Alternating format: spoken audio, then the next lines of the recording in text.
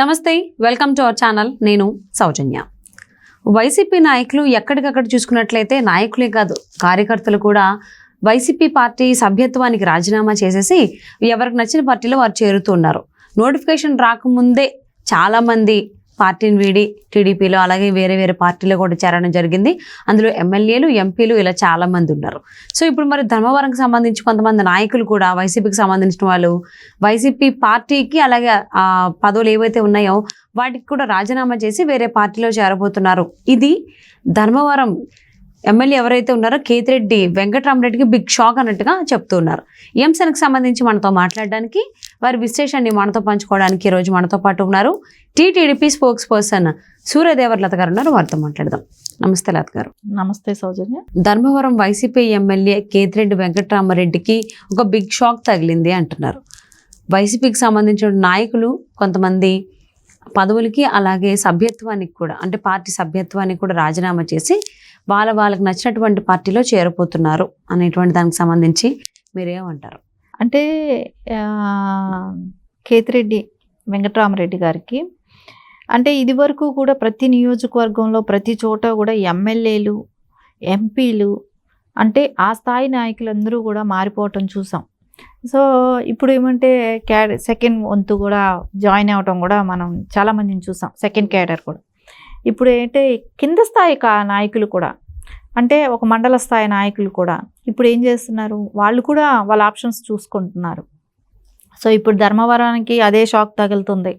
So ఖచ్చితంగా 40 మంది జాతీయ ప్రధాన కార్యదర్శి అయిన లోకేష్ గారి సమక్షంలో తెలుగుదేశంలో 40 మంది వచ్చి జాయిన్ అవటమే కానివ్వండి జరిగింది ధర్మవరం నుంచి. సో ఎందుకంటే వాళ్ళకందరికీ కూడా గతంలో మనం ఎన్నిసార్లు అనుకున్నా కూడా అది తప్పదు. ఎందుకంటే అభివృద్ధి అనేది లేకపోవటం మూలాన ఇప్పుడు కింద ఒక విలేజ్ స్థాయి నాయకులు ఉంటారు. వాళ్ళ విలేజ్లో వాళ్ళ మాట చెల్లినప్పుడు వాళ్ళు ఏదైనా ఒక పని చేయాలి. సరే ఎవరికైనా ఒక జాబ్ ఉందా, ఇప్పుడు ఏమైనా మనకు ఫంక్షన్లే కానీ కొంతమందికి తీసేయటమే కానీ ఇట్లాంటివన్నీ కూడా జరుగుతుంటాయి. ఆ సమస్య అంతా ఆయనకే వచ్చి చెప్తారు, మాకు ఇది రాలేదు, అక్కడికి వెళ్తే ఇది పని అవ్వలేదు, ఇలాంటివి చెప్తారు. సరే ఈయన ఎంత వాలంటీర్లను పెట్టి మెయింటైన్ చేసినా కూడా అది ఎవరైతే సింపతి పరులు ఉంటారో, ఎవరైతే వాళ్ళకి కరెక్ట్ పక్కా ఓట్ బ్యాంకు అనుకున్న వాళ్ళకి, ఎవరైతే అతన్ని వాలంటీర్లతో మంచిగా ఉండి వాళ్ళను ఎందుకంటే వాళ్ళ ఆఫీసర్లలాగా తయారు చేశారు కాబట్టి అక్కడ వాళ్ళతో ఎవరు మంచిగా ఉంటారో, వాళ్ళకి ఎవరు నచ్చరో వాళ్ళ మీద వాళ్ళ పైకి కంప్లైంట్ ఇచ్చేయటం, వాళ్ళ స్కీమ్లు వాళ్ళకి ఏమీ అందనివ్వకుండా కూడా చేయటం, ఇది అనేది జరుగుతూనే వస్తుంది. మనకు గతంలో నుంచి కూడా ఇవన్నీ జరుగుతూ ఉండటంలో వాళ్ళకి ఇప్పుడు ఏంటంటే నారా చంద్రబాబు నాయుడు గారు వచ్చిన తర్వాత సో రేపు పనులు అవుతాయి. సో వాళ్ళ విలేజ్ల్లో కానివ్వండి, వాళ్ళ గ్రామాల్లో కానివ్వండి, మండల స్థాయిలో కానివ్వండి వాళ్ళు పనులు చేసుకోగలుగుతారు. ఎవరికైనా ప్రజలకు ఏదైనా చేయగలుగుతారు. చేసినప్పుడే వాళ్ళకి ఒక గ్రోత్ వస్తుంది. కాబట్టి ఖచ్చితంగా వాళ్ళకందరికీ కూడా చిన్న నాయకుల కాడ నుంచి కూడా వాళ్ళకి వేరే పార్టీలలో వెళ్ళాలి అని అనుకున్నప్పుడు బెటర్ ప్లాట్ఫామ్ ఏది అనుకున్నప్పుడు ఖచ్చితంగా తెలుగుదేశం పార్టీలో జాయిన్ అవ్వాలి. అయితేనే మనకు రేపు పొద్దున ఫ్యూచర్లో కానివ్వండి ఏదైనా బాగుంటుంది అనుకునేది ఆలోచన. సో అందుకోసం వాళ్ళు 40 మంది నాయకులు ఆయనకి హ్యాండ్ ఇవ్వటమే కానీ, అంటే మండల స్థాయి నాయకులు ఇలాంటి వాళ్ళందరూ కూడా 40 మంది వచ్చి లోకేష్ గారి సమక్షంలో జాయిన్ అవ్వటం జరిగింది ధర్మవరంలో నుంచి. అంటే ఎలక్షన్ బిఫోర్ ఇప్పుడు నోటిఫికేషన్ వచ్చింది తర్వాత కూడా కాదు, ఇప్పుడు వాళ్ళు క్యాంపెయిన్లో తిరిగేటప్పుడు ఇప్పుడు జాయిన్ అవుతున్నారంటే ఎలా ఉంది చూడండి. అంటే ఎంత వ్యతిరేకత ఉంది. సో వాళ్ళు డబ్బులు పంచినా ఉండట్లేదు, వీళ్ళకి డబ్బులు ఇస్తారు కదా. ఎందుకంటే వైసీపీ ఖర్చు పెట్టేంత డబ్బు ఏ పార్టీ కూడా ఖర్చు పెట్టదు కూడా. ఎందుకంటే వీళ్ళు అధికారంలో ఏ రకంగా దోచుకు తిన్నారో, ఒకటి వాళ్ళకి గెలవం అనేది తెలిసి 100 కోట్లు ఖర్చు పెట్టడానికి కూడా రెడీ అయిపోయినారనేది మనకి ఇక్కడ బాగా స్పష్టంగా తెలిసిన విషయం. అంత ఖర్చు పెట్టినా కూడా ఉండటానికి ఇష్టపడటం లేదంటే మనకి ఇక్కడ అర్థమవుతుంది కదా.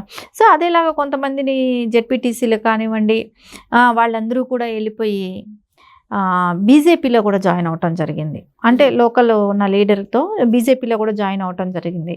ఇంక ఇవన్నీ చూస్తూ ఉంటే బీజేపీలో కూడా బలం పుంజుకుంటుందా ధర్మవరంలో అనిపిస్తుంది కదా. అంటే ఒక జెడ్పీటీసీ వెళ్ళి ధర్మవరంలో బీజేపీలో చేరాలని అంటే వాళ్ళకు కూడా అక్కడ కొంచెం ప్రజల్లోకి వెళ్ళేదానికి అంటే బీజేపీకి క్యాడర్ తక్కువ ఉన్న పరిస్థితుల్లో కూడా ఆ పార్టీని కూడా ఎంచుకున్నారు అని అంటే అర్థం చేసుకోవాలి. అంటే వైసీపీ అంటే ఎంత విరక్తి భావం ఉంది అక్కడ ఉన్న నాయకులకే కానివ్వండి, కార్యకర్తలకే కానివ్వండి, వాళ్ళు ఎంత చేదరించుకుంటున్నారో, అసహించుకుంటున్నారు. సో ఈ పార్టీలో ఉంటే మనకు అభివృద్ధి కథ దేవుడు ఎరుగు, మన భవిష్యత్తు కూడా దెబ్బతింటుంది. అభివృద్ధి మనం ఏం చేసామని మనం ప్రజల్లోకి వెళ్ళగలుగుతాం.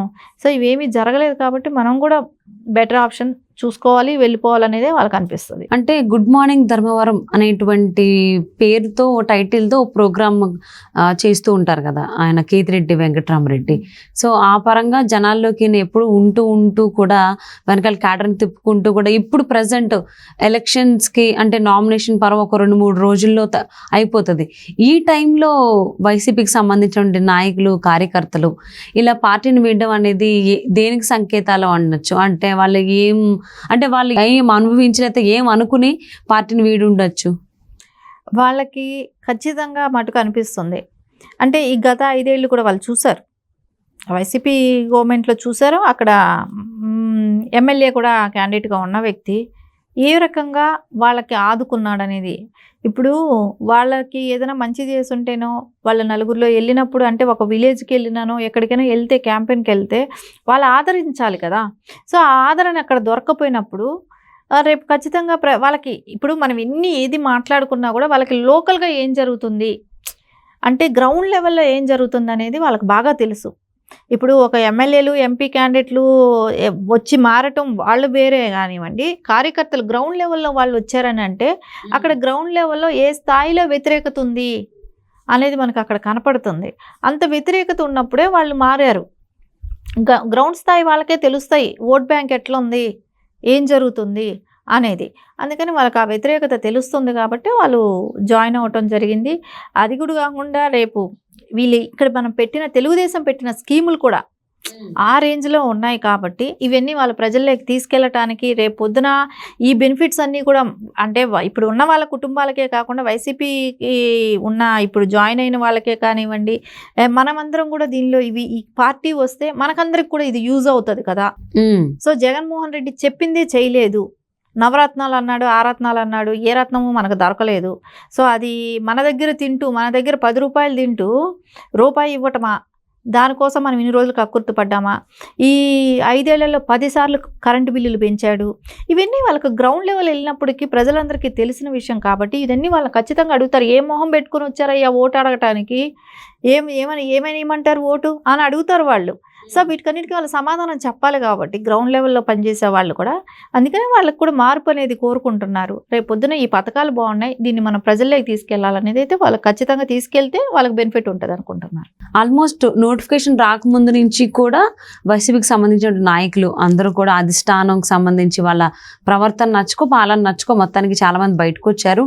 ఇప్పుడు నామినేషన్స్ పరం 2-3 రోజుల్లో ముగిసేటువంటి రోజుల్లో కూడా ఆల్మోస్ట్ చాలామంది వైసీపీకి సంబంధించిన నాయకులు పార్టీకి సభ్యత్వానికి రాజీనామా చేయడంతో పాటుగా అటు ఎవరికి నచ్చినటువంటి పార్టీలో వారు చేరడం జరుగుతోంది. మరి ఇది ఎన్ని రోజులు కొనసాగుతుందో చూద్దామండి.